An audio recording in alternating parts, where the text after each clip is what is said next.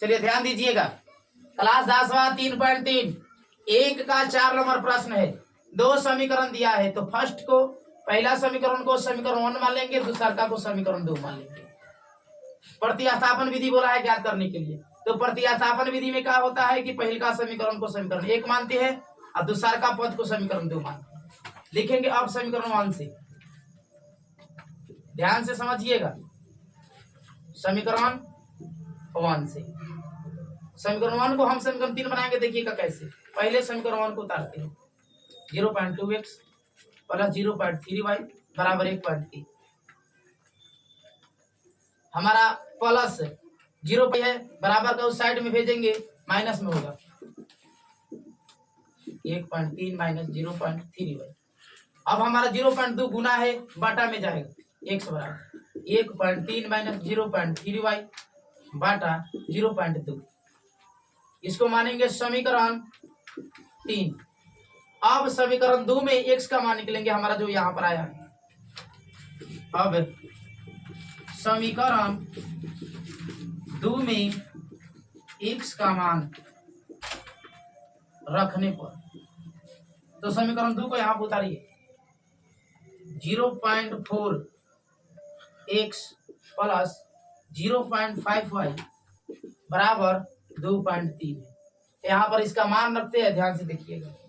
0.4 है तो 0.4 रख दिए, इंटू x का मान इतना है, रखेंगे 1.3 माइनस 0.3y बाटा 0.2। ध्यान दीजिए, प्लस 0.5y बराबर 2.3।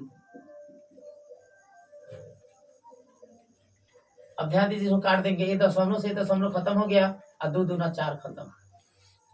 अब इस 2 में इसमें 1.3 माइनस 0.3y में गुना करेंगे, 13 दूना 26 2.6 माइनस 3 दूना 6 अर्थात 0.6y प्लस 0.5y बराबर में 2.3 दीजिएगा। हमारा माइनस में 0.6y है और ये प्लस में 0.5y है।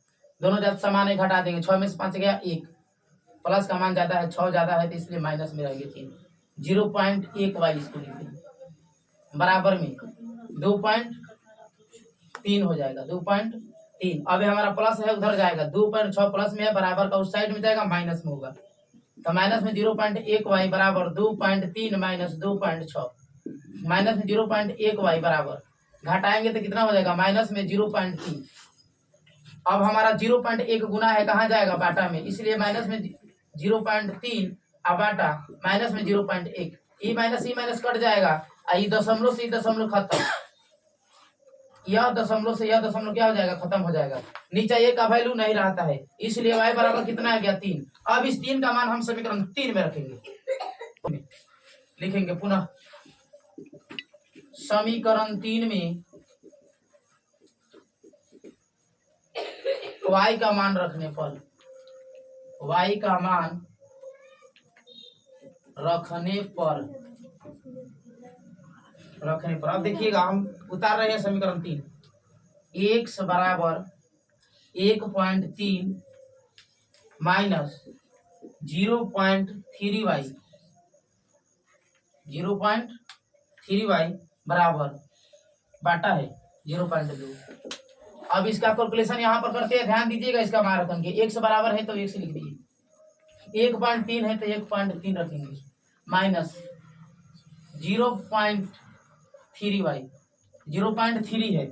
y का मान कितना आया है, y का मान 3 आया है, तो यहाँ पर हम गुने 3 लिखेंगे, बाटा 0.2 x बराबर 1.3 गुना कर दीजिए, 3 तिहाई 9 हो जाएगा, 0 पॉइंट कितना हो जाएगा, 9 बाटा 0.2, इसलिए x बराबर 1.3 में से 0.9 घटाएंगे तो कितना होगा, 0.4 होगा। कितना होगा, 0.4 बाटा 0.2। एक दशमलव से दशमलव गायब, 2 दूना 4, x बराबर कितना आ गया, 2। अर्थात आपका x का मान 2 हो जाएगा और y का मान यहाँ पर आया है 3। तो यहाँ पर लिखेंगे तो x बराबर 2 और y बराबर 3 आंसर होगा यहाँ पर। बढ़िया से समझ लीजिएगा प्रतिस्थापन विधि।